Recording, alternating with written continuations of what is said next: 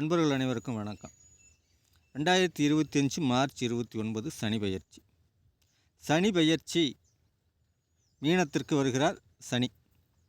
இந்த சனி பெயர்ச்சி யாருக்கெல்லாம் தீமைகளை செய்யாது அப்படின்னா, லக்னாதிபதியுடைய திசை நடக்கிறவர்கள், அல்லது 4ஆம் அதிபதியுடைய திசை, 5ஆம் அதிபதியுடைய திசை, 9ஆம் அதிபதியுடைய திசை நடைபெறக்கூடிய எந்த லக்னத்தை சார்ந்தவர்களாக இருந்தாலும் இவர்களுக்கு இந்த கோச்சார ரீதியான சனி பெயர்ச்சி, அது அஷ்டமச்சனி ஆரம்பிக்குது, ஏழரை சனி ஆரம்பிக்குது, பாதகச்சனியாக இருக்கிறது, விரயச்சனியாக இருக்கிறது, ஜென்மச்சனியாக இருக்கிறது, எதை பற்றியும் கவலைப்பட வேண்டாம்.